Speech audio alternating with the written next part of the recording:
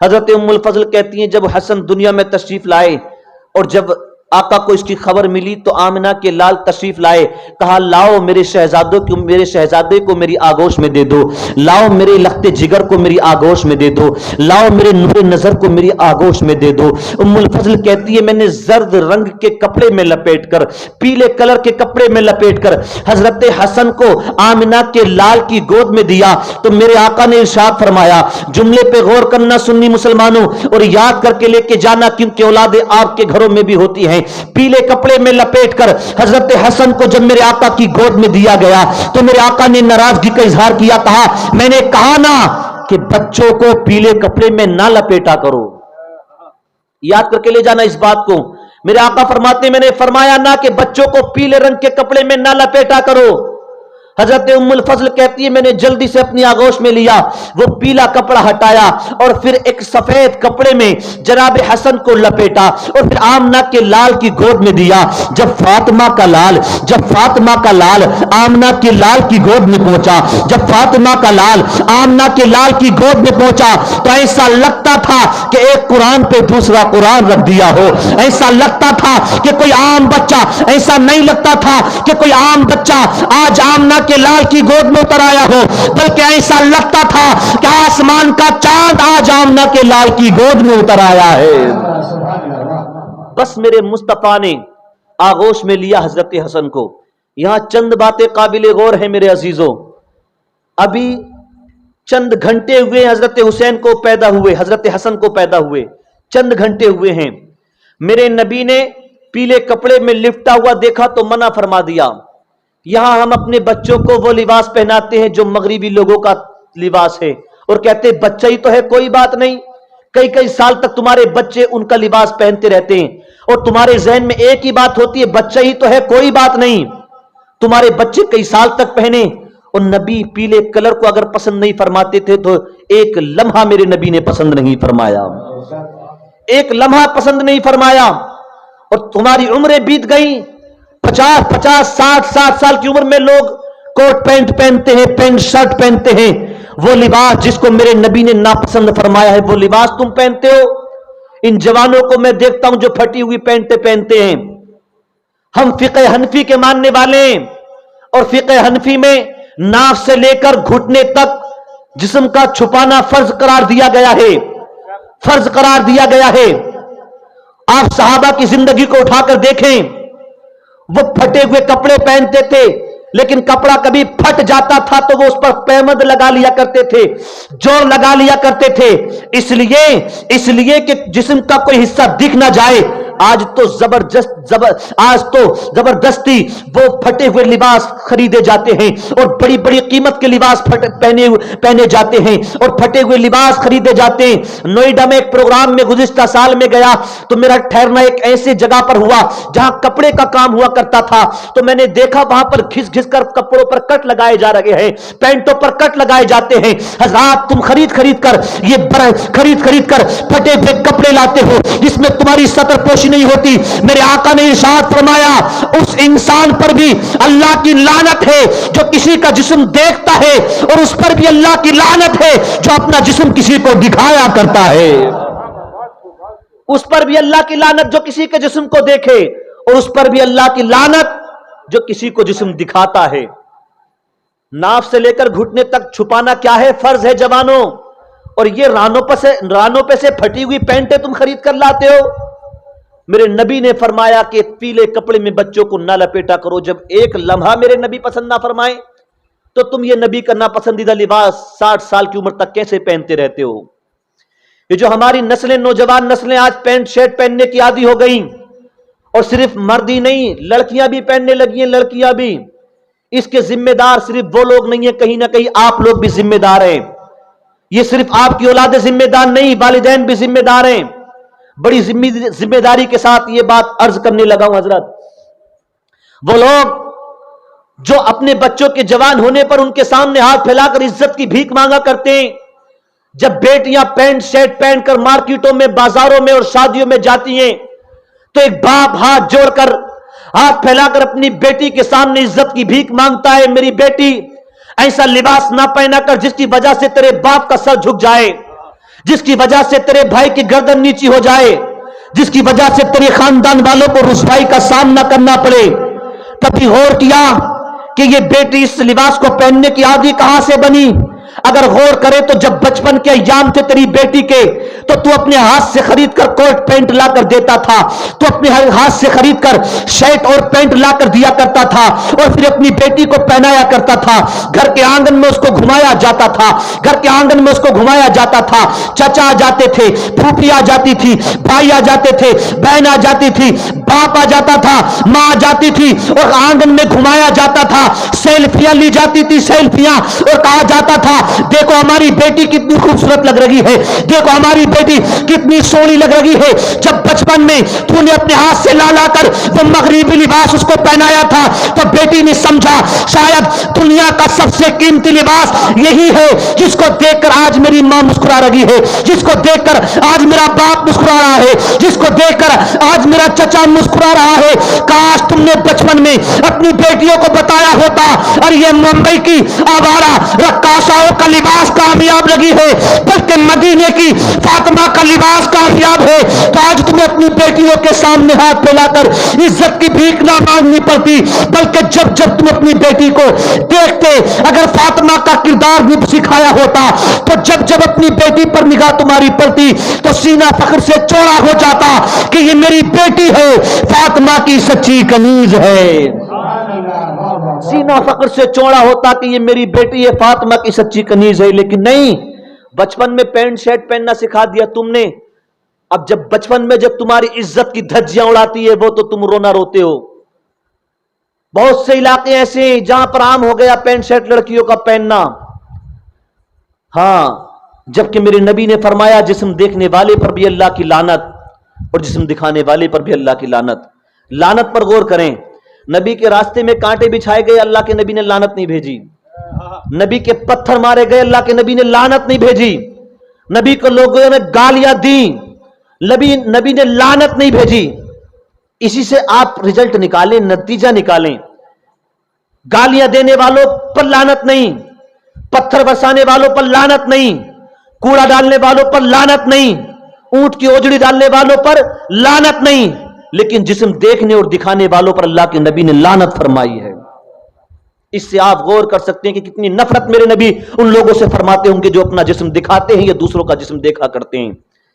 ان جلسوں میں آنے کا مطلب، 10 روزہ محفل سجانے کا مطلب صرف یہ نہیں ہے کہ کھانا پوری کر دی جائے، رسمی طور پر سجا لیا جائے، اہل بیت کے ذکر سے کچھ سیکھیں آپ، یہاں سے یہ آپ عقیدہ لے کر جائیں کہ ہمیں طور و طریقہ وہی اپنانا ہے جو نبی کے خاندان والوں کا طریقہ ہے، ہمیں لباس وہی اپنانا ہے جو آمنہ کے لال کو پسند ہے۔ آج دیکھیں لباس نوجوان وہ اپنائیں گے جو فلمی سٹارز کا ایجاد کردہ ہو، داڑھی میں کٹ ایسے نکلوائیں گے جو ممبئی کے آوارہ کتوں نے نکلوائے ہوں، بالوں میں اپنا ہیئر سٹائل ایسا بناتے ہیں جو کرکٹرز یا فلمی سٹارز کا ہوا کرتا ہے، اور نبی کی سنت ادا کرتے ہوئے صافہ سجانے میں ان جوانوں کو شرم آتی ہے۔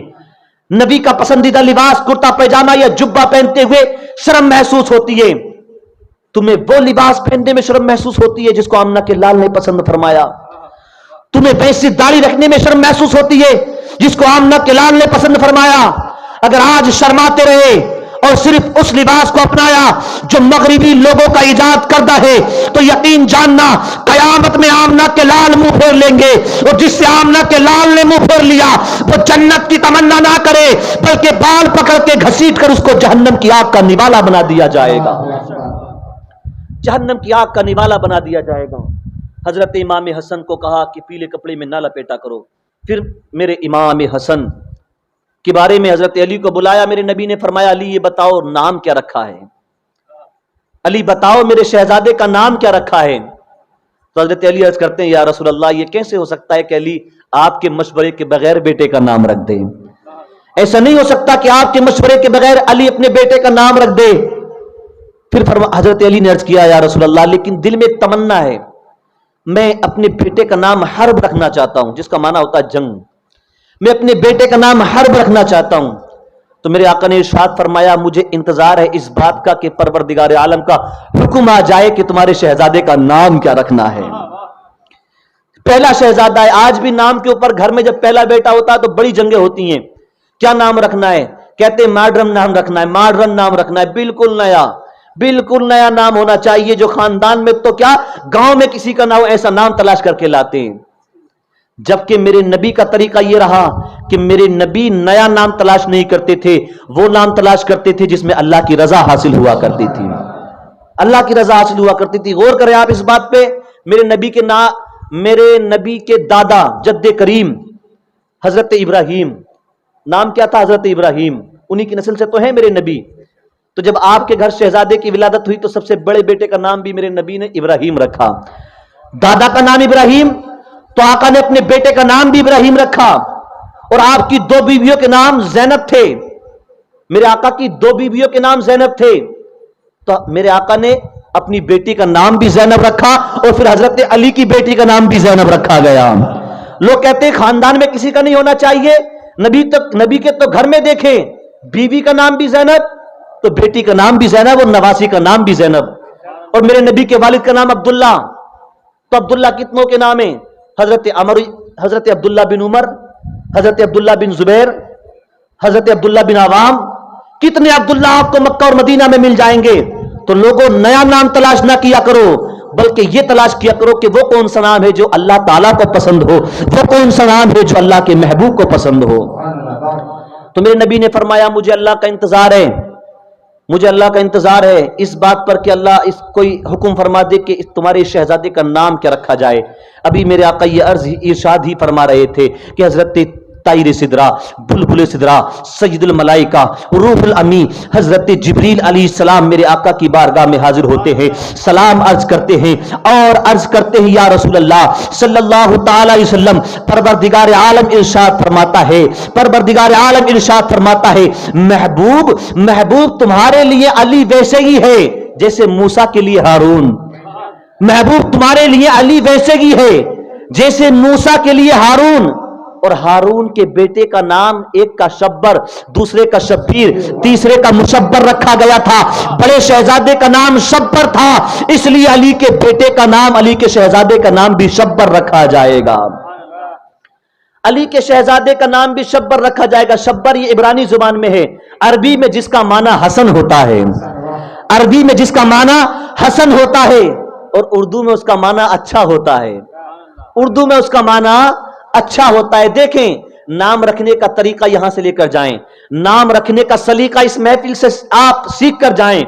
अल्लाह के नबी तो पुराने नामों पर नाम रखा ही करते थे, अल्लाह ने भी हुक्म दिया तो कोई नए नाम पर नहीं, अल्लाह के नबी ने भी अल्लाह ने भी हुक्म दिया तो मूसा कलीम के करीबी जनाबे हारून के बेटे के नाम पर नाम रखने का हुक्म दिया।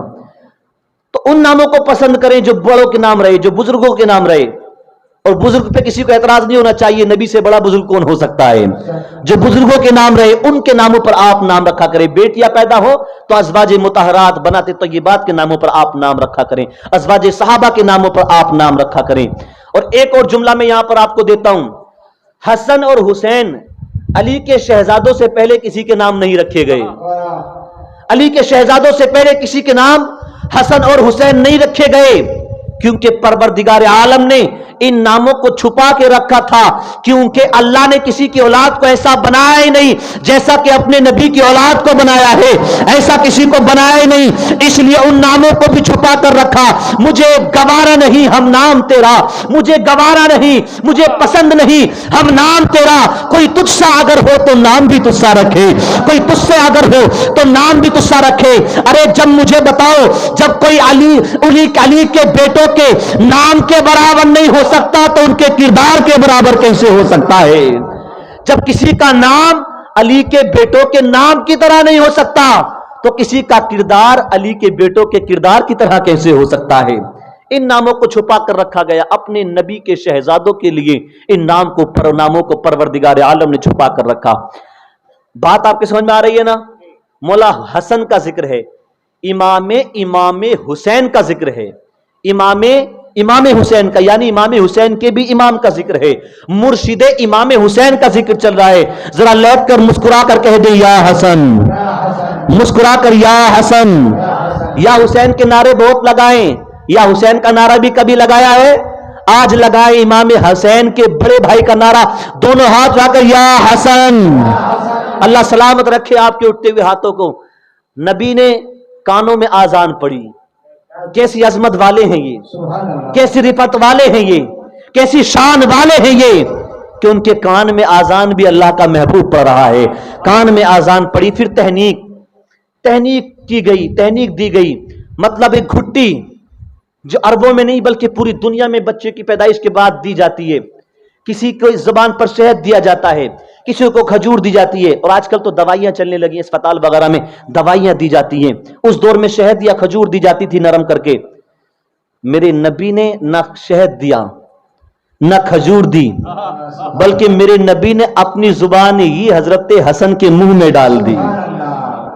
मैं संजीदा अंदाज में बयान कर रहा हूं ताकि आपके बात समझ में आ जाए। मक्खियों का, मधुमक्खियों का शहद आप जानते हैं ना कितना मीठा होता है। गौर करें वो मीठा क्यों होता है। वो मक्खियों का थूथ ही तो होता है, वो उनके मुंह का उगाल ही तो होता है। वो मीठा क्यों हो जाता है? इसलिए कि वो हसन के नाना पे दुरूद पाक पढ़ा करती हैं। वो हसन के नाना पे दुरूद पाक पढ़ा करती हैं।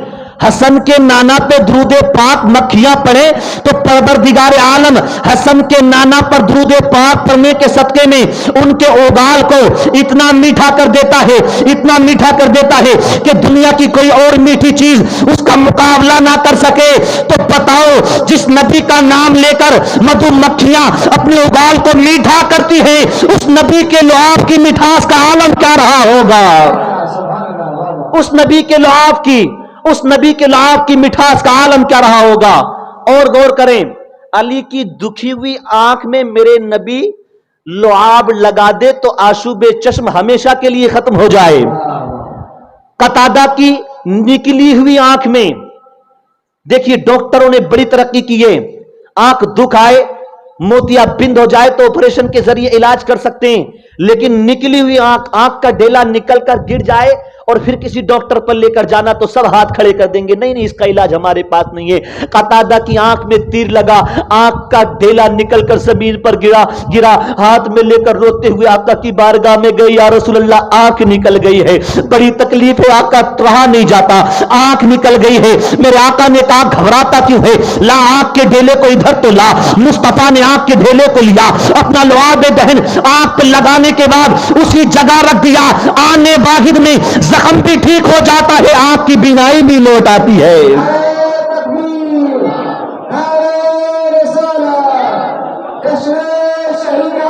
जिंदाबाद जिंदाबाद। कतादा की फूटी हुई आंख पर लुआब दहन रख दें, लगा दे तो पल भर में आंख आप जख्म से शिफा भी मिल जाए, बीनाई भी वापस आ जाए। खारी कुएं में थोड़ा सा लुआब दहन डालें तो कयामत तक के लिए मीठा हो जाए।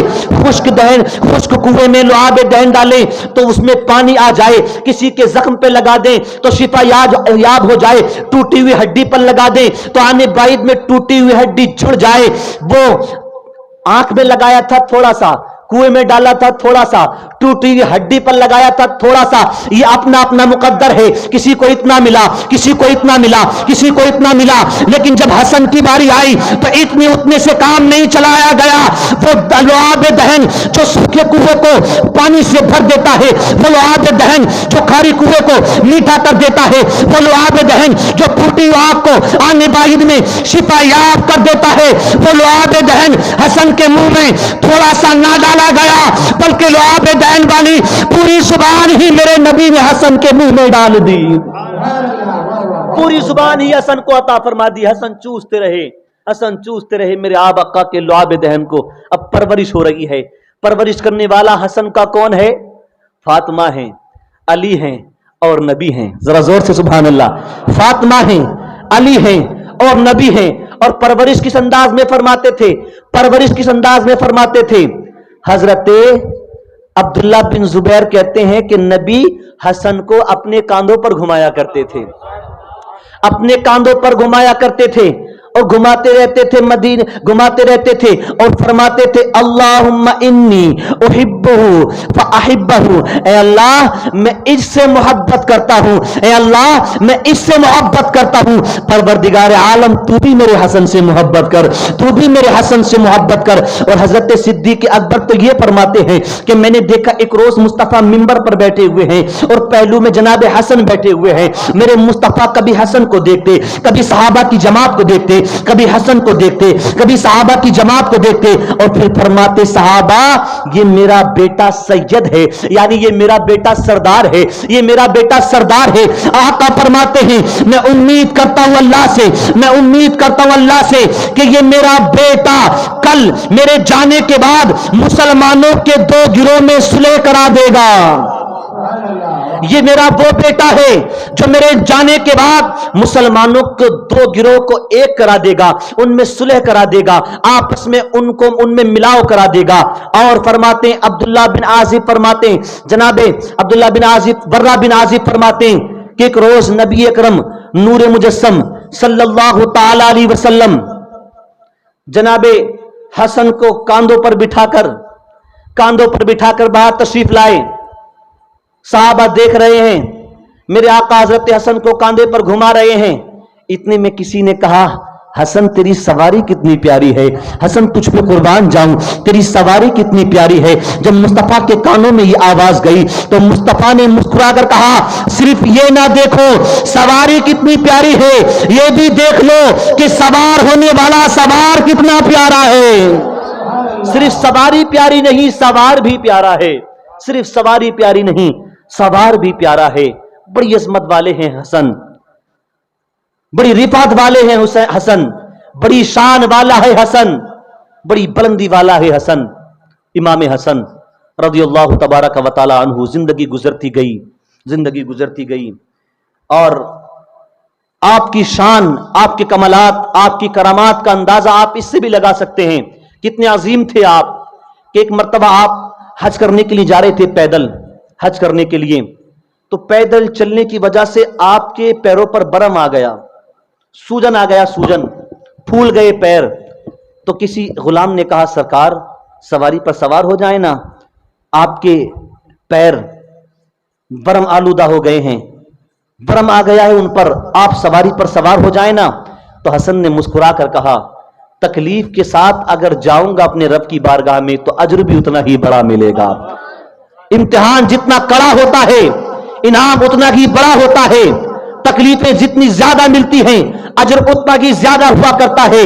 मैं ऐसे ही चलकर जाऊंगा। साथ में इमाम हसन ने यह भी फरमाया जब हम मंजिल तक पहुंच जाएंगे तो एक हबशी गुलाम मिलेगा, उसके पास तेल होगा, उस तेल को खरीद लेना। जब मंजिल तक पहुंच गए तो इमाम हसन ने याद दिलाया जिस गुलाम के बारे में मैंने कहा था जाओ वो फला मकाम पर है, जाओ उससे तेल लेकर आओ। हजरत इमाम हसन का गुलाम उस हबशी गुलाम के पास पहुंचता है, जाकर कहा तेरे पास कोई तेल है? कहा हाँ मेरे पास तेल है। कहा लाओ मुझे जरूरत है, उन्होंने कीमत दी जाएगी क्योंकि मेरे आका ने भेजा है। हबशी गुलाम ने कहा था ये तो बता दे तेरा आका कौन है? कहा मेरा आका सैयदुल अस्किया हसन मुज्तबा है, अली का लाल है, फातिमा का लख्ते जिगर है, नबी का नूर नजर है। जब हबशी गुलाम ने इतना सुना तो कहा हसन मुज्तबा सिर्फ तेरा ही आका नहीं है, उसका तो मैं भी गुलाम हूं, वो मेरा भी आका है।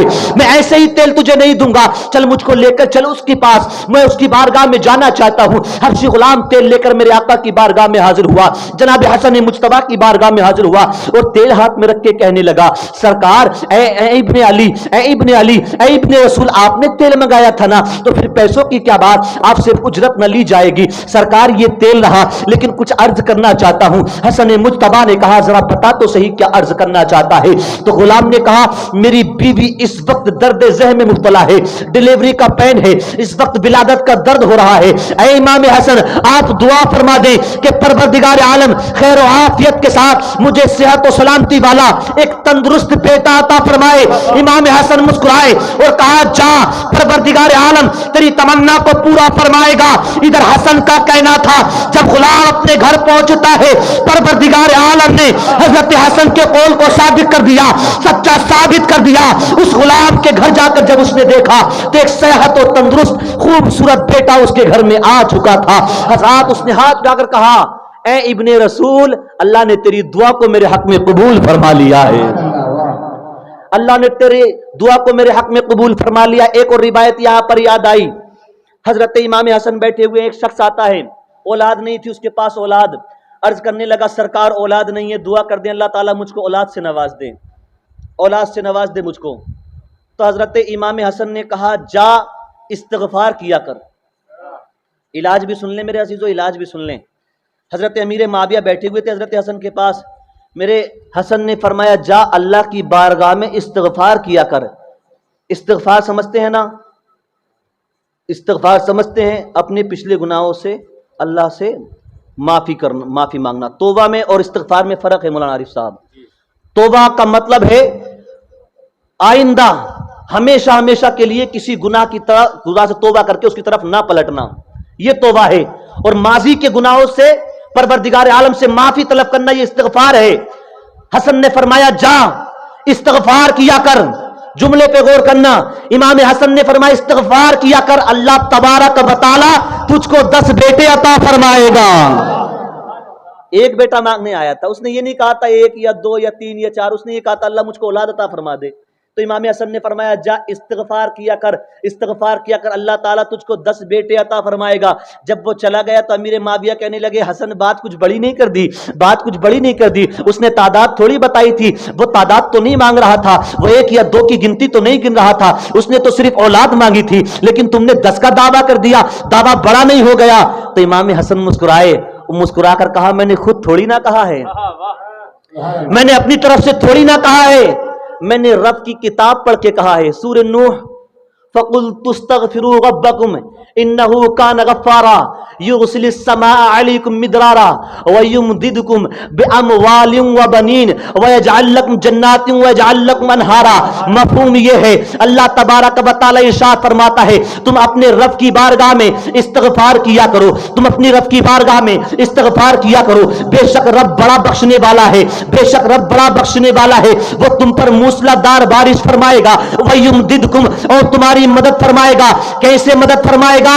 بِأَمْوَالٍ وَبَنِينَ، اللہ تمہاری مدد فرمائے گا مال دے کر اور اولاد دے کر۔ وَيَجْعَلْ لَكُمْ جَنَّاتٍ وَيَجْعَلْ لَكُمْ أَنْهَارًا، اللہ تعالیٰ تمہیں جنت بھی عطا فرمائے گا اور جنت کی نہریں بھی عطا فرمائے گا، اللہ جنت بھی عطا فرمائے گا، جنت کی نہریں بھی عطا فرمائے گا۔ حضرت حسن کہتے ہیں میں نے پڑھا ہے کہ جو استغفار کرتا ہے اللہ اس کو اولاد عطا فرماتا ہے۔ اگر گنتی اس نے نہیں بتائی تو گنتی اللہ تبارک و تعالیٰ نے بھی تو نہیں بتائی۔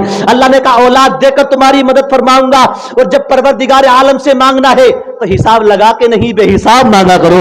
حضرت حسن کہتے ہیں پھر حساب ہی کیا لگانا 1-2 کا، میں نے تو بے حساب بات کی ہے۔ حضرت امام حسن کا یہ کہنا تھا چند سال گزرنے کے بعد وہی شخص واپس آتا ہے تو پہلے امیر معاویہ کے مکان پر جاتا ہے، جناب امیر معاویہ کی کلائی کو پکڑا، امام حسن کی بارگاہ میں لایا اور کہا حسن مبارک ہو، تیری دعا کرنا تھا، پروردگار عالم نے مجھے 1 نہیں 2 نہیں 3 نہیں، تمہاری دعا کے مطابق پروردگار عالم نے مجھے 10 بیٹے عطا فرما دیے ہیں، 10 بیٹے عطا فرما دیے۔ جناب حسن، یہ جناب حسن ہے کہ جو منہ سے نکل جائے اللہ تعالیٰ اس کو پوری فرما دیا کرتا ہے، اللہ تعالیٰ اس کو مکمل فرما دیا کرتا ہے۔ یہ حسن مجتبی ہیں۔ اور ایک اور کرامت حضرت حسن کی بیان کر دوں، اگر مسکرا کر کہہ دیں سبحان اللہ۔ تھکے تو نہیں ہیں آپ لوگ؟ پریشان تو نہیں ہو رہے ہیں؟ بات لمبی نہیں ہوئی ہے، ابھی روزانہ کے برابر وقت ہے۔ تو میرے اور تمہارے نبی کے نواسے جناب امام حسن حضرت زبیر بن عوام کے ساتھ ایک سفر پہ تھے، تو سفر کرتے کرتے ایک خشک باغ راستے میں پڑتا ہے، خشک باغ، اس کے پتے، اس کے پھل، اس کے تنے، اس کی شاخیں سب سوکھ چکی تھیں۔ تو آپ نے وہاں قیام کیا، ایک درخت کے نیچے حضرت حسن کا بستر لگایا گیا، دوسرے پہ جناب زبیر بن عوام کا۔ تو حضرت زبیر بن عوام جب لیٹے نا یوں کر کے، تو ایک درخت پہ آپ کی نگاہ پڑی تو کہنے لگے کاش یہ درخت پھلدار ہوتا اور اس سے تازہ تازہ کھجورے میں کھا رہا ہوتا، کاش یہ درخت پھلدار ہوتا اور اس کی تازہ کھجورے میں کھا رہا ہوتا۔ اتنا جب کہا تو حضرت حسن نے کہا کھجورے کھانا چاہتے ہو؟ کہا ہاں کھجورے کھانا چاہتا ہوں۔ امام حسن نے ہاتھ اٹھائے، دھیرے دھیرے لب ہلائے، کہتے ہیں کہ کسی کو پتہ نہ چلا کہ آپ نے لبوں سے کیا کہا تھا، لب ہلنا تھا۔ پروردگار عالم نے اس درخت کو پتے بھی عطا فرما دیے، تازہ پھل بھی عطا فرما دیے۔ ایک چرواہا وہاں اپنے जानवरों को चरा रहा था, उसने जब ये मामला देखा तो कहा ये तो बहुत बड़ा जादूगर है, ये तो बहुत बड़ा जादू कर दिया। तो हसन मुस्तफा ने कहा ये जादू नहीं है, ये नबी के बेटों की दुआओं का असर है। अल्लाह ने अपने नबी के आल में ऐसा असर रखा है, उनको मुस्तजाब दावत बनाकर भेजा है। ये नबी की आल की, नबी की औलाद की दुआओं का असर है। वो हसन मुजतबा बड़े बुर्दबार थे आप, हलीमुत्तब और सलीमुत्तब शख्सियत का नाम इमाम हसन मुजतबा है। बड़े बुर्दबार थे आप। इमाम हसन हजरत अली मुर्तजा शेर खुदा खैबर शिकन दामाद पैगंबर जहरा के शोहर जनाब अली के इंतकाल के बाद, आपकी विसाल के बाद, हजरत इमाम हसन के हाथ पर अहलियान कूफा ने एक दिन में 40,000 लोगों ने बैत की। एक दिन में 40,000 लोगों ने बैत की। वो 30 साल का अरसा भी आज पूरा हो जाएगा जो मैंने बताया था आपको इब्तदा में, हाँ, खिलाफत राशिदा का। तो 40,000 लोगों ने एक दिन में अहलियान कूफा ने आपके हाथ पर बैत की। 6 महीने तक आपने उमूर खिलाफत को अंजाम दिया, 6 महीने तक। फिर आपके दिल में ख्याल आया, क्योंकि अमीर मुआविया के साथ के लोग बार बार खबरें भेजते थे आपके पास, और चूंकि अरसा भी पूरा हो चुका था, अब दौरे हुकूमत शुरू होना था, दौरे खिलाफत खत्म होके दौरे हुकूमत शुरू होना था, ये भी जानते थे आप। तो आपने मुनासिब यही समझा, कहीं जंगो क़िताल पर नौबत ना आ जाए, कहीं मुसलमानों के दो ग्रुप आपस में आमने सामने ना हो, कहीं तलवारें ना निकल आए। इसलिए इमाम हसन ने ऐलान कर दिया कि मैं आज से अपने ओहदे से बरतरफ होता हूं, मैं अपने ओहदे से बरतरफ होता हूं। अमीर मुआविया को बुलाया गया और मुआहिदा किया गया, 3 शर्तों के साथ यह जिम्मेदारी जनाब अमीर मुआविया को दे दी गई। 3 शर्तों के साथ।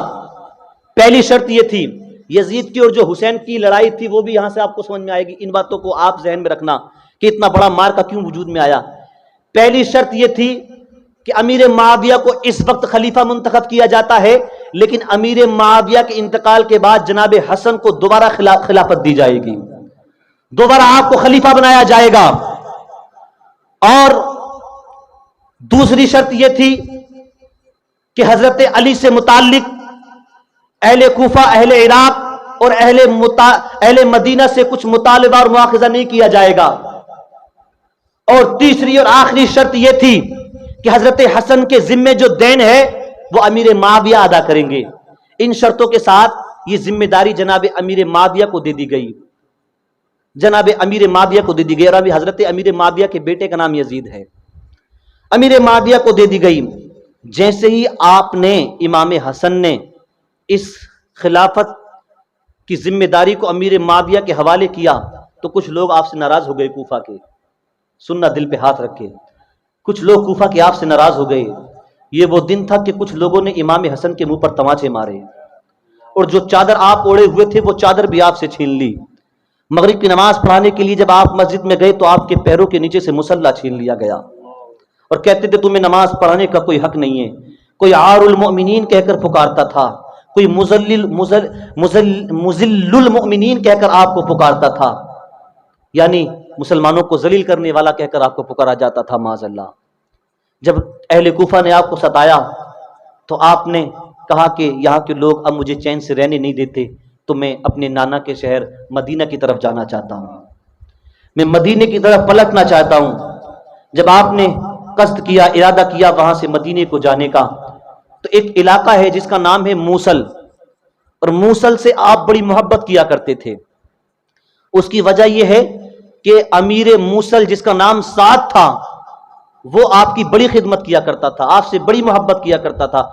इसलिए इमाम हसन अली का ये शहजादा मूसल से बड़ी मोहब्बत किया करता था। इसलिए आपने इरादा किया कि मदीना जाने से पहले कुछ दिन क़याम मेरा मूसल में रहेगा। और जिस गांव के लोग, जिस शहर के लोग, जिस इलाके के लोग नबी के खानदान वालों की खिदमत करते हैं तो नबी के खानदान वाले उनसे बड़ी मोहब्बतें किया करते हैं। आते हैं ना आपके पीरो मुर्शिद जनाब महमूद शाह जिलानी की आलो औलाद के कितने फ़र्द यहाँ पर आते रहते हैं, वो इसलिए तो आते हैं कि आप उनकी खिदमत किया करते हैं। तो हज़रत हसन की खिदमत मूसल के लोग किया करते थे, इसलिए आपने ये इरादा किया कि पहले मैं मूसल जाऊँगा, جب آپ نے موصل جانے کا ارادہ کیا تو یزید کو خبر مل گئی کہ حسن موصل جا رہے ہیں. یزید کو یہ ڈر تھا کہ معاہدے کے مطابق، وعدے کے مطابق جب میرے ابا کا انتقال ہو جائے گا تو خلیفہ حسن کو بنایا جائے گا، اس لیے اس نے چاہا کہ کسی بھی صورت سے حسن کو راستے سے ہٹا دیا جائے. جب آپ موصل جا رہے تھے تو اس نے موصل میں ایک شخص تیار کیا پیسے کا لالچ دے کر، اور کہا کہ تو اس بات کا دعویٰ کرنا کہ تو حسن سے بڑی محبت کرتا ہے، اور حضرت حسن آ کر سعد کے گھر قیام کریں گے، لیکن تو دعویٰ کرنا کہ میں بڑی محبت کرتا ہوں، اپنے گھر دعوت کرنا چاہتا ہوں، اور حسن کو امیر موصل سعد کے گھر مت ٹھہرنے دینا بلکہ اپنے گھروں کو ٹھہرانا. اس نے یہی کیا، اعلان نعرے لگانے لگا، مجھے اہل بیت سے بڑی محبت ہے، مجھے حسن سے بڑی محبت ہے، مجھے فاطمہ سے بڑی محبت ہے، مجھے علی سے بڑی محبت ہے. اور جا کر امیر موصل کے گھر سعد کے گھر جا کر کہنے لگا، امیر موصل جب نبی کے گھر والے آتے ہیں تو تمہارے گھر ٹھہرا کرتے ہیں، لیکن میں یہ چاہتا ہوں اس بار جب نبی کا بیٹا آئے تو چند دنوں کے لیے میرے گھر مہمان ہو جائے، چند دنوں میں ان کی خدمت کرنا چاہتا ہوں. جب اس نے بہت زیادہ اصرار کیا تو امیر موصل نے اس کی بات کو قبول کر لیا. جب حضرت حسن تشریف لائے تو عرض کی، سرکار ایک دیوانہ ہے آپ کا، ایک عاشق ہے آپ کا، وہ آپ کو چند دنوں اپنے گھر مہمان بنانا چاہتا ہے. نبی کے گھر والے کسی کا دل تھوڑی توڑا کرتے ہیں. حضرت حسن نے کہا ٹھیک ہے میں اس کے گھر مہمان بن جاتا ہوں. جب اس کے گھر مہمان بن گئے آپ تو اس نے دسترخوان لگایا، اور دسترخوان پر جتنے بھی کھانے سجائے گئے تھے ان تمام نے اس میں زہر ملا دیا تھا، ان تمام میں اس نے زہر ملا دیا تھا. جب امام حسن نے کھانا کھانا شروع کیا، چند لقمے حلق سے نیچے اترے تو اندر شکم میں تکلیف ہوئی. جب تکلیف ہوئی تو آپ نے پروردگار عالم کی بارگاہ میں دعا کی. دعا کرنا تھا کہ پروردگار عالم نے زہر کے اثر کو دور فرما دیا. پھر آپ نے چند لقمے کھائے، پھر زہر نے اثر کیا، دعا کی، پروردگار عالم نے زہر کے اثر کو دور فرما دیا. کئی دن تک وہاں آپ مہمان رہے، کئی دن تک زہر دیا جاتا رہا آپ کو، لیکن آپ دعا کرتے تھے، پروردگار عالم زہر کے اثر کو دور کر دیا کرتا تھا. اس نے دیکھا کہ زہر اثر ہی نہیں کرتا ان پر، تو اس نے خط لکھا دمشق کو، خط لکھا کہ یہ کیسا زہر بھیجا ہے کہ یہ حسن پہ اثر ہی نہیں کرتا. جب یہ خط دمشق پہنچا تو وہاں سے ایک ایسا زہر جس کا نام ہلاہل بتایا گیا ہے، ایسا زہر بھیجا گیا، اور ساتھ میں ایک خط بھی لکھا گیا، اور اس خط میں لکھا گیا لے اس مرتبہ ایسا زہر بھیجا گیا ہے کہ اگر یہ ایک بوند دریا میں ڈال دیا جائے تو دریا میں رہنے والی تمام مخلوق پل بھر میں مر جائے. ایسا زہر ہلاہل بھیجا گیا ہے کہ اگر ایک بوند دریا میں ڈال دی جائے تو دریا میں رہنے والی تمام مچھلیاں، تمام کیڑے مکوڑے پل بھر میں ہلاک ہو جائیں. وہ لے کر آ رہا تھا قاصد اس زہر کو، وہ آرام کرنے کے لیے ایک درخت کے نیچے آرام کرنے لگا، ٹھہرا تھوڑی دیر، اللہ کی مرضی مشیت کچھ اور ہی چاہتی تھی، ایک بھورا بھیڑیا آیا اور اس کو پھاڑ دیا، اس کو وہیں پر پھاڑ دیا، وہ وہیں پر ہلاک ہو گیا. اس کی اونٹنی بھیڑیے کو دیکھ کر بھاگنا چاہتی تھی، اللہ کا کرنا ایسا ہوا کہ ایک جھاڑ میں اس کی رسی پھنس گئی، وہ بھی نہیں بھاگ پائی، اور اس کی وہ بوتل جس میں زہر تھا وہ وہیں پر پڑی تھی، اور وہ خط جو تھا وہ بھی وہیں پر پڑا تھا. وہاں سے ایک مسلمان کا گزر ہوا، ایک مومن کا گزر ہوا، اس نے دیکھا کوئی ٹوپی اور کرتے پیجامے والا ہے جس کو بھیڑیے نے پھاڑ دیا ہے، تو اس کو بڑا غم ہوا کہ ہمارے کسی مومن بھائی کو، ہمارے کسی اسلامی بھائی کو بھیڑیے نے پھاڑ دیا ہے. جب وہ قریب آیا تو دیکھا ایک خط رکھا ہوا ہے اور ایک بوتل رکھی ہوئی ہے. جب اس نے خط کو پڑھا تو دیکھا اس میں یہ لکھا ہوا تھا لے حسن پر اب تک اگر زہر نے اثر نہ کیا تو اس مرتبہ یہ زہر ضرور اثر کرے گا، کیونکہ یہ بڑا بھیانک زہر ہے. جب اس نے یہ پڑھا تو اس کو بڑی حیرت ہوئی، یا اللہ یہ تو حسن کو مارنے کی پلاننگ ہے، یہ تو حسن کو مارنے کی تیاری کی جا رہی ہے. پھر اس کی میت کو اس نے اٹھایا نہیں، اس کے جسم کو اس نے اٹھایا نہیں، بلکہ دوڑتا ہوا موصل پہنچا، اور موصل پہنچنے کے بعد وہ خط حضرت حسن کو دیا. حضرت حسن اس وقت مصلی پر بیٹھے ہوئے تھے، دیکھے کیسے صبر والے تھے حضرت حسن، دیکھے کیسے حلم والے تھے حضرت حسن. جب خط دیا آپ کو، وہ خط اسی کے نام لکھا گیا تھا جس کے گھر میں ٹھہرے ہوئے تھے. جب خط دیا آپ کو، آپ نے خط پڑھا تو آپ کا چہرہ غصے سے لال ہو گیا، آپ غصے کو چھپا نہ سکے. وہاں پر موجود لوگوں نے کہا حسن مجتبی کیا معاملہ ہے، خط میں کیا لکھا ہوا ہے کہ آپ غصے کو چھپا نہ سکے. تو حضرت حسن نے بات کو ٹالنا چاہا اور کہا کہ میرا دل چاہتا ہے کہ تم لوگ آج مجھ سے کچھ نانا کی حدیثیں سن لو. بات کو دوسرا رخ دینا چاہے کہیں جھگڑا نہ بھڑک جائے. کہا میرا دل چاہتا ہے کہ تم مجھ سے نانا کی کچھ حدیثیں سن لو. یہاں پر روایت میں یہ بھی لکھا گیا ہے علماء کی खास तवज्जो और इनकी दुआएं मैं चाहूंगा। यह भी लिखा गया है रिवायत में कि हजरत हसन की सूरत तो नबी से मिलती ही थी, हजरत हसन की आवाज भी मुस्तफा की आवाज से मिला करती थी। इसलिए कभी कभी अली कहते थे, हसन खुतबा तुम दिया करो, कि जब तुम खुतबा दिया करते हो तो तुम्हारी आवाज सुनकर हमारे आका की याद आ जाया करती है। अदबन, अपने बाप की मौजूदगी में, अली की मौजूदगी में हजरत हसन खुतबा नहीं देते थे, तो कभी कभी हजरत अली ऐसा करते थे कि खुद छुप जाते थे और लोगों से कहते थे जाओ हसन से कहो कि खुतबा दे। और जब हजरत हसन खुतबा देने लगते थे तो चुपके से हजरत अली आकर बैठ जाया करते थे, हजरत हसन का खुतबा सुना करते थे। ऐसा अजीम हसन। तो हजरत हसन ने उस खत को मुसल्ले के नीचे रख दिया और कुछ ना कहा। कहा लोगों मुझसे नाना की कुछ हदीसें सुन लो। फिर अमीर मूसल हजरत हसन की बारगाह में आया, कहने लगा खत में क्या था। मेरे आका हजरत हसन जब वहां से उठ गए तो मुसल्ले के नीचे से अमीर मूसल साद ने खत को पढ़ा तो उसको बड़ा गुस्सा आया और उसने अहले उस साहिब मकान को बुलाया। कहा तू नबी के बेटे की जान लेना चाहता है, तू नबी के बेटे की जान लेना चाहता है। उसी वक्त उसको पकड़वाया अमीर मूसल ने और कत्ल करवा दिया। एक रिवायत यह भी मिलती है कि उसके टुकड़े करके आग में डाल दिए गए कि जो नबी के खानदान वालों से अदावत रखेगा, उनसे बुग़्ज़ रखेगा, हसद रखेगा, उनसे दिल में अपने दुश्मनी रखेगा, उनका यही हाल किया जाएगा। उसको जला दिया गया। फिर हजरत हसन ने कहा कि मुझे यहां भी लोग चैन से नहीं रहने देंगे। देखिए कितना सताया नबी के घर वालों को, कूफे में नहीं रहने दिया, मूसल में नहीं रहने दिया। हजरत हसन ने कहा कि अब मुझे लोग यहां भी चैन से नहीं रहने देंगे, मैं मदीना जाना चाहता हूं। हजरत हसन मूसल से रवाना होकर मदीना गए। वहां का हाकिम उस वक्त मरवान नाम का एक शख्स था। उसने एक औरत को तैयार किया, एक औरत को बरगलाया पैसे का लालच देकर और कहा जब हसन आ जाए तो उसको जहर देना।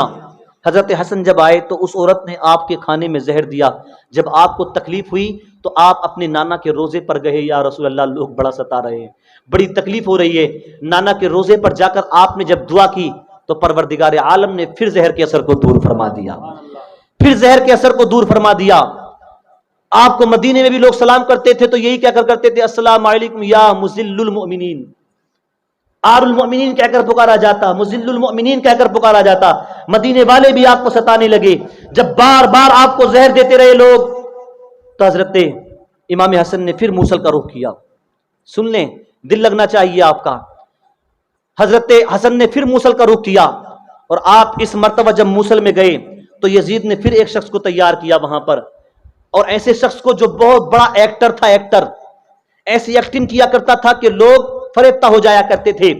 उससे कहा कि तू मूसल जा और अंधा होने की एक्टिंग करना, अंधा होने की, और हाथ में लाठी लेकर चला करना। और अरबों का दस्तूर था कि वो जब लाठी लेकर चलते थे तो लाठी के निचले वाले हिस्से पर कील गाड़ लिया करते थे, नोकीली कील, ताकि कोई जानवर वगैरह हमला करे तो उसका दिफा किया जाए। तो उस कील को जहर में बुझाया गया और उस कील को उसकी लाठी में लगाया गया और कहा गया तू नाबीना होने का, अंधा होने का ढोंग रचना, एक्टिंग करना। और जब हसन लोगों से मुसाफा कर रहे हो, उनसे मुआनका कर रहे हो, उनसे मुलाकातें कर रहे हो, उनको वाज़ो नसीहत कर रहे हो, तो उनके पास चले जाना और अंधा बनकर ये कील उनके पैर में मार देना। इस तरह से जहर उनकी रगों में दौड़ने लगेगा और हसन का काम तमाम हो जाएगा। माज़अल्लाह सदवार माज़अल्लाह। कैसी कैसी प्लानिंगें की गई। और उसने यही किया कि एक रोज इमाम अली मकाम इमाम हसन के पास वो आया, अंधा बन के ढोंग रचा, एक्टिंग की अंधा बनने की, और हजरत हसन के वाज की महफिल में सबसे आगे बैठता था और ऐसे करता था जैसे सबसे बड़ा आशिक यही है। रोता था दहाड़े मार मार के हजरत हसन की बातें सुन के। और फिर एक रोज मौका पाकर उसने इतनी जोर से लाठी हजरत हसन के पैर पर मारी कि हजरत हसन की चीख निकल गई। वकील जब इमाम हसन के पैर पर जाकर लगी, चीख निकली, आपकी लोग दौड़ कर आए। हजरत हसन ने कहा मेरे पैर में इसने कील मारी। उसको पकड़ा गया जो अंधा होने का ढोंग रचे हुए था। हजरत इमाम हसन को लोगों ने बिठाया और एक हकीम को बुलाया। जब हकीम ने देखा तो देखकर कहा या अल्लाह ये क्या मामला है, ये कोई आम कील नहीं है बल्कि ये तो जहर में बुझाई हुई कील इनके मारी गई है। लोग समझ गए ये कोई इत्तेफाक नहीं था बल्कि ये साजिश के तहत था, ये प्लानिंग के तहत था। वो जो अंधे की एक्टिंग कर रहा था, ढोंग रच के आया था, वो वहां से भागने लगा तो लोगों ने उसको भी पकड़ा और उसको भी कत्ल कर दिया गया। फिर इमाम अली मकाम इमाम हसन मदीना मुनव्वरा फिर वापस आ जाते हैं। फिर वहां पर ایک عورت کو دوبارہ مروان نے تیار کیا اور اس بار دمشق سے ہیرا منگایا گیا. ہیرے کی کنی منگائی گئی اور ہیرے کی کاٹ ایسی ہوتی ہے کہ اس کی کنی اگر شیشے پر بھی ماری جائے, کنچ پر بھی ماری جائے تو وہ آنے واحد میں اس کو کاٹ دیا کرتا ہے. ہیرے کو منگا کر ہیرا پیسا گیا اور ہیرا پیسنے کے بعد چپکے سے ایک عورت نے حضرت حسن کے اس مشکیزے میں ڈال دیا جو مشکیزہ ہر وقت آپ کے ساتھ رہا کرتا تھا, جس سے آپ پانی پیا کرتے تھے, اس مشکیزے میں ڈال دیا. جب آخری رات آئی تو امام حسن نے اپنی بہن جناب زینب کو اپنے پاس آخری شب میں فجر کے وقت میں بلایا. زینب کتنی مبارک زینب ہے کہ جب علی کی شہادت ہوئی تب بھی زینب پاس تھی, حسن کی شہادت ہوئی تب بھی زینب پاس تھی, حسین کی شہادت ہوئی تب بھی زینب ساتھ تھی. کتنے حوصلے والی بہن تھی. میری آواز آپ تک پہنچ رہی ہے, آپ اپنی بہنوں تک یہ پیغام پہنچائے کہ کوئی بہن بننا ہے تو زینب جیسی بہن بن جائے. اگر کسی کو بہن بننا ہے تو زینب جیسی بہن بن جائے. حضرت زینب کو جگایا اور پاس بلا کر کہا, میری بہن میں نے خواب دیکھا ہے, آقا تشریف فرما ہے, نانا جان تشریف فرمائیں. میں نے نانا سے عرض کی, آقا تمہاری امت نے مجھے بڑا ستایا ہے, نانا آپ کی امت نے مجھے بڑا ستایا ہے. تو آقا نے سر پہ ہاتھ رکھ کے کہا, حسن پریشان نہ ہو, ان قریب وہ دن آنے والا ہے کہ جنت میں تو اپنے نانا افسان کے پاس بیٹھا ہوگا, تو میرے پاس آ جائے گا. حضرات پھر وہ باتیں چل رہی تھیں, اتنے میں حضرت حسن کو پیاس لگی. جب آپ کا مشکیزہ آپ کو دیا گیا پینے کے لیے, آپ نے وہ پانی پیا جس میں ہیرا پیس کر ڈال دیا گیا تھا. چند قطرے پانی کے جب آپ کے حلق سے اترے تو آپ کے درد اٹھا اور آپ پیچھے ٹیک لگا کر بیٹھ گئے, رونے لگے آپ. حضرت زینب نے رو کر کہا, بھیا معاملہ کیا ہے؟ کہا, عجیب سی حالت ہو گئی ہے, اندر بہت تکلیف ہے, جلدی حسین کو بلا کر لاؤ. حضرت حسن کو بلا کر حضرت امام حسین کو بلا کر لایا گیا. اتنے میں کہ حضرت امام حسین آتے تو حضرت حسن کو پلٹیاں آنے لگی, اور ایسی پلٹیاں آ رہی تھی اس میں پانی یا کھانا نہیں آ رہا تھا بلکہ آنتیں کٹ کٹ کے باہر آ رہی تھی, حضرت حسین کی حسن کے پلٹی کے ذریعے. میرے عزیزو, ہمیں دودھ پی کر پلٹی آ جاتی ہے تو کتنا تکلیف ہوتی ہے, منہ سوج جایا کرتا ہے. ہمیں کھانا کھا کر پلٹی آ جائے تو ہمارا کلیجہ منہ کو آ جایا کرتا ہے. حضرت امام حسن پلٹی کر رہے ہیں, آنتیں کٹ کٹ کے باہر آ رہی تھی. ایک روایت میں ہے کہ چند ٹکڑے آنت کے کٹ کے باہر آئے, ایک روایت میں یہ ہے کہ 40 ٹکڑے کٹ کے آنتوں کے باہر آئے, ایک روایت میں یہ بھی ہے کہ 100 ٹکڑے کٹ کر حضرت امام حسین کی پلٹیوں میں باہر آئے تھے. حضرات آنتیں کٹا ہوا دیکھ کر جب امام حسین نے دیکھا تو چیخ نکل گئی, بھیا معاملہ کیا ہے؟ امام حسن نے کہا تھا, شاید مجھے دوبارہ کسی نے زہر دے دیا ہے. پلٹیاں کرتے تھے تو آنتیں کٹ کٹ کے آتی تھی, اجابت کے لیے جاتے تھے تو پلٹیاں آنتیں کٹ کٹ کے باہر آتی تھی, اتڑیاں کٹ کٹ کر امام حسن کی باہر آ رہی ہیں. حضرات 3 دن تک, بعض نے کہا 40 دن تک, بعض نے کہا 30 دن تک آپ زندہ رہے, آنتیں کٹ کٹ کے باہر آتی رہی. حضرت حسین بار بار پوچھتے تھے, بھیا بتاؤ نا کس نے آپ کو یہ زہر دیا ہے, بھیا بتاؤ نا آپ کو کس نے زہر دیا ہے. امام حسن فرماتے تھے, اگر میں تجھ کو بتا دوں گا تو قتل کر ڈالے گا, اگر میں تجھ کو بتا دوں گا تو بدلہ اپنی طاقت کے مطابق لے گا, لیکن سب سے بڑا منتمی حقیقی پروردگار عالم ہے. ہم اگر بدلہ لیں گے تو اپنی طاقت کے مطابق لیں گے, لیکن جب پروردگار عالم بدلہ لے گا تو اپنی شان کے مطابق لے گا. اس لیے میں تجھ کو نہیں بتاؤں گا. حضرت حسن کہتے ہیں, میں جانتا ہوں لیکن میں تجھ کو بتاؤں گا نہیں. ایک روز حضرت حسن اور حسین بیٹھے ہوئے تھے, پلٹی آ رہی تھی. حضرت حسین اور حسن اپنے نانا کی باتیں کرنے لگے اور ایک دوسرے سے لپٹ کر روتے ہیں. 2 بھائی آپس میں لپٹ کر رو رہے تھے. پھر حضرت حسن نے کہا, بھیا حسین دیکھ میرا چہرہ کیسا ہو گیا, ذرا دیکھ تو میرا چہرہ کیسا ہو گیا ہے. حضرت حسین نے اپنے بھائی جان کے چہرے کو دیکھا, کہا, بھائی جان آپ کا چہرہ تو پلٹی آنے کی وجہ سے ہرا ہو گیا ہے, آپ کا چہرہ پلٹی آنے کی وجہ سے سبز ہو گیا ہے. امام حسن نے کہا, پھر حدیث معراج کو یاد کرو, حدیث معراج کو یاد کرو. حدیث معراج میں میرے آقا نے ارشاد فرمایا کہ میں نے جنت میں 2 محل دیکھے, ایک کا رنگ سبز یعنی ہرا ہے, دوسرے کا رنگ سرخ یعنی لال ہے اور وہ دونوں میرے شہزادوں کے لیے ہے، ہرا میرے حسین حسن کے لیے ہے، سرخ میرے حسین کے لیے ہے، کیونکہ جب شہادت ہوگی تو میرے بیٹے حسن کا چہرہ ہرا ہو جائے گا، اور جب شہادت حسین کی ہوگی تو خون کی وجہ سے میرے بیٹے حسین کا چہرہ لال ہو جائے گا۔